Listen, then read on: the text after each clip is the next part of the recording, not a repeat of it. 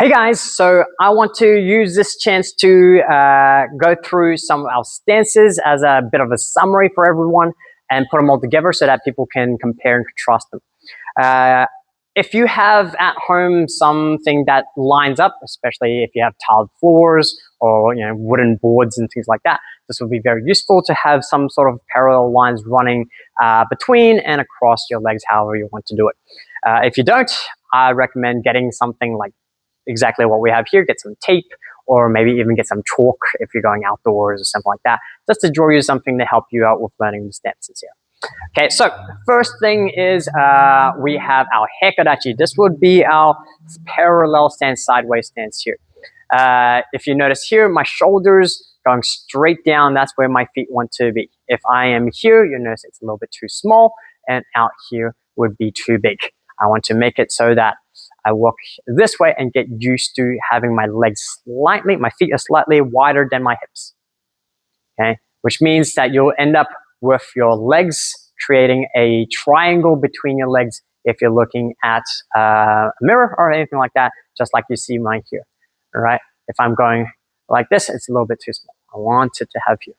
The feeling I should have is that I should be able to lean sideways and sideways without any trouble of falling. My toes are gripping the ground. This is something a little bit more on the side of people a little bit more senior, but you should always be doing this, which is I'm grabbing the ground and making the bottom of my feet nice and tight. When you're doing any of the stances we talked about today, that's what you should have. And so this is a Heiko dachi. It's meant for mostly side to side or simply as a basic straightforward and basic practicing. The next here, you just notice that my toes are currently both on the red line. When I step forward this way, so like that, my heel onto that same line, I'm still just as wide as I was before. This was my Heiko dachi. This is my Sanchin dachi now. So Sanchin dachi, same thing, but one leg slightly in front. I'm using it to move forward. This also allows me to turn from one side to another a lot easier because I've got that, especially turning to a specific side like this. Okay, so I'm going 1 and 2. At this point, you'll notice my toes tend to point in a little bit more than I was for Heiko dachi, which is more or less straightforward.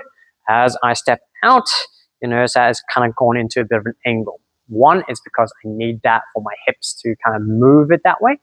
It also means that when I move and say push and punch, my toes are pointing the direction I want the force to be, which means my knees won't bend at the same direction that I need that force to be. Yeah? So if you want to move forward with a Sanchin dachi, you just come in and then go out. Okay, and that should still line up the same. So if I move this backwards now, my heel now is on the line and the toe is on the line of this leg. So Sanchin, Sanchin, Sanchin, Heiko dachi. Okay. Next one is our Zenkutsu dachi. This is our front stance. So again, my feet are same width apart. If you see me right now, widen my shoulders.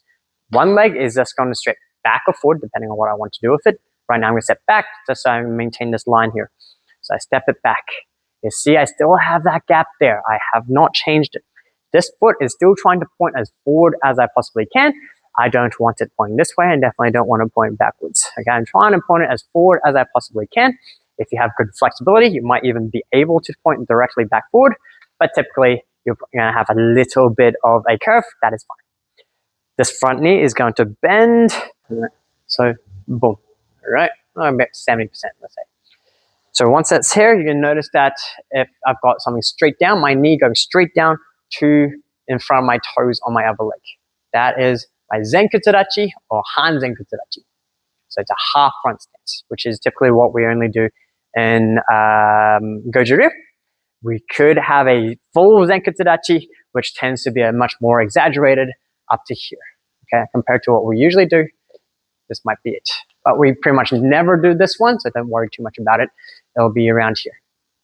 So revision, Heiko dachi, Sanchin dachi, Han Zenkutsu dachi. From here, if I twist my foot out and I put my weight back into the middle and go down, this is called my Shiko dachi. All right? So again, the width is still the same as when I was in Heiko dachi. I just slide this back, point it to the side, and go in the middle. All right. Now the camera angle kind of makes me feel like I'm leaning a little bit, but I'm still right in the middle. My chest is falling 45 degrees, pointing out that way now. Okay, so we do it a lot with, say, get on and whatever. Knees on top of my feet. So just now it was just one knee on top of one foot. Now I'm going to do it on both sides. This was with straight before for Zenkutsu dachi. Now I'm going to turn it out and make this do the same thing, as if I'm trying to change.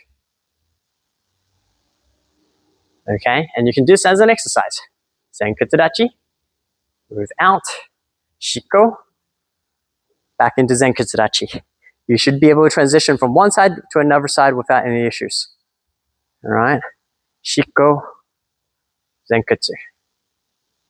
Okay, Shiko. Make sure your back is straight, keep your tummy tight, and you should feel both knees on top of your feet.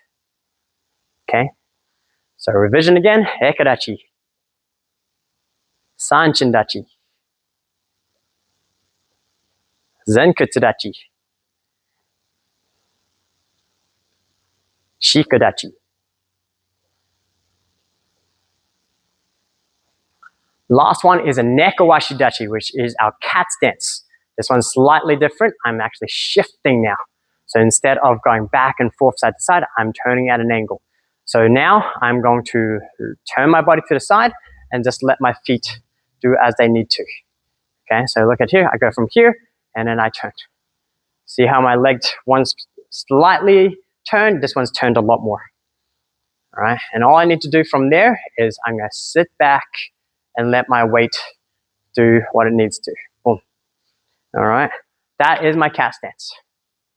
So I go from here and I shift my weight, turn, cat stance. If I do it right, my foot naturally wants to come up because I put all my weight here and just lifting this leg up. I don't want to be like this. Back is still straight. I'm just moving my hip side to side. 1, 2, 3, 4. Okay? So all together, Heiko dachi, Sanchin dachi, Han Zenkutsu dachi, Shiko dachi, Neko ashi dachi. All right. Now, you're going to have a lot more other little stances there, but these are the main ones that you're going to come through for at least the first beginner and intermediate katas and the techniques that I'm going to get you guys to do. So train these ones well, okay? It's very tough to do it in a split second, but this is something that we need everyone to do really well so that their hand techniques will also, and kicking techniques will get a lot better. Anyways, have fun with those ones. I'll see you guys later. Bye.